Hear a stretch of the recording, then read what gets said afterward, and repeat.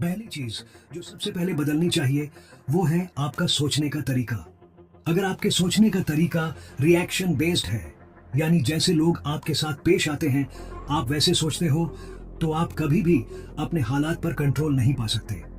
लेकिन जिस दिन आपने ये पकड़ लिया कि आपके विचारों की क्वालिटी ही आपकी जिंदगी की दिशा तय करती है, उस दिन से आप सिर्फ रिस्पॉन्ड करने वाले नहीं, अपनी किस्मत लिखने वाले इंसान बन जाते हो। क्योंकि जो अपने सोच पर मास्टरी कर लेता है वो धीरे धीरे अपनी रियलिटी बदलना शुरू कर देता है।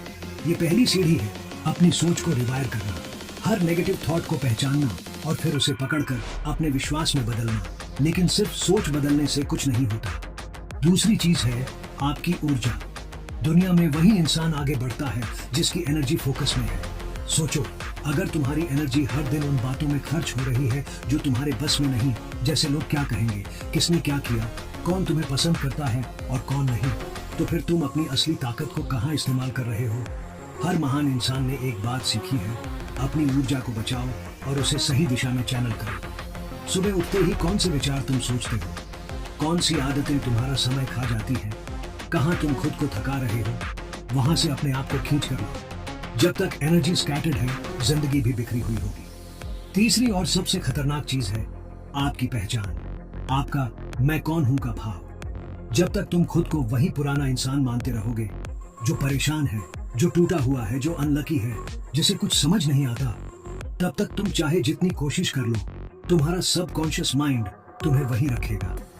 लेकिन जिस दिन तुमने बोल्ड होकर यह कहा कि मैं अब नया इंसान हूं, मैं उस शक्ति से जुड़ा हूं जो नामुमकिन को मुमकिन बनाती है, उस दिन तुमने खुद को रिडिफाइन कर लिया। पहचान बदलने का मतलब है तुमने अपने सबकॉन्शियस माइंड में नई तस्वीर डाल दी है, और यकीन मानो वो तस्वीर धीरे धीरे तुम्हारी हकीकत बन जाती है। स्टैनफोर्ड यूनिवर्सिटी के एक शोध के अनुसार जिन लोगों की जिंदगी में लाइफ लॉन्ग लर्निंग की आदत होती है वो न केवल ज्यादा सफल होते हैं बल्कि उनका दिमाग ज्यादा समय तक अलर्ट, फोकस्ड और स्टेबल रहता है। जब आप हर दिन कुछ नया पढ़ते हो, चाहे वो 10 मिनट ही क्यों ना हो, तो आप अपने सबकॉन्शियस माइंड में एक नया बिलीफ डालते हो, मैं एक इवॉल्विंग इंसान हूँ, मैं स्टैग्नेट नहीं होता। अब सोचिए, जब आप हर दिन सिर्फ एंटरटेनमेंट कंटेंट, रील्स और यूजलेस इंफॉर्मेशन से भरे रहते हो, तो आप अपने ही दिमाग में शैलो वायरिंग कर रहे हो। न्यूरोसाइंस ये बताता है कि रिपीटेड शैलो कंटेंट आपकी अटेंशन स्पैन को कमजोर करता है और आपकी डिसीजन मेकिंग एबिलिटी को गिराता है।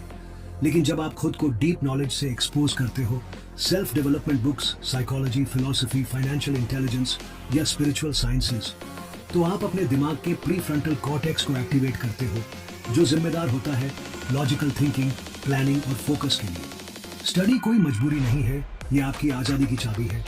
हर वो इंसान जो गरीबी से उठा, जिसने रिजेक्शन झेला, जिसने अकेलेपन को सहा और फिर दुनिया को हिला दिया, उसने इस चाबी को पकड़ा था। वो पढ़ा, सीखा और फिर उसी ज्ञान को अपनी जिंदगी की तलवार बना लिया। डॉक्टर अब्दुल कलाम कहा करते थे, learning gives creativity, creativity leads to thinking, thinking provides knowledge and knowledge makes you great. एक और महत्वपूर्ण तथ्य कॉग्निटिव बिहेवियरल थेरेपी का आधार ही ये है कि आपके विचार आपके व्यवहार को नियंत्रित करते हैं, और विचारों को शेप देने का सबसे आसान तरीका है अच्छी किताबें पढ़ना, अच्छे ज्ञान से दिमाग को भरना। हर बार जब आप कोई पावरफुल किताब पढ़ते हो तो वो आपकी सोचने की शैली में सटल बदलाव करती है। आप खुद भी नहीं जान पाते, लेकिन आपकी बातचीत, आपका एनर्जी लेवल, आपका परसेप्शन सब बदल रहा होता है। और सिर्फ पढ़ना काफी नहीं, स्टडी के साथ रिफ्लेक्शन भी जरूरी है। आप क्या पढ़ते हो, उसे अब्सॉर्ब कैसे करते हो, उसे अप्लाई कैसे करते हो, यही असली ट्रांसफॉर्मेशन है। सक्सेसफुल लोग नॉलेज गैदर नहीं करते, वो विजडम क्रिएट करते हैं, यानी जो उन्होंने सीखा उसे एक्शन में बदलते हैं।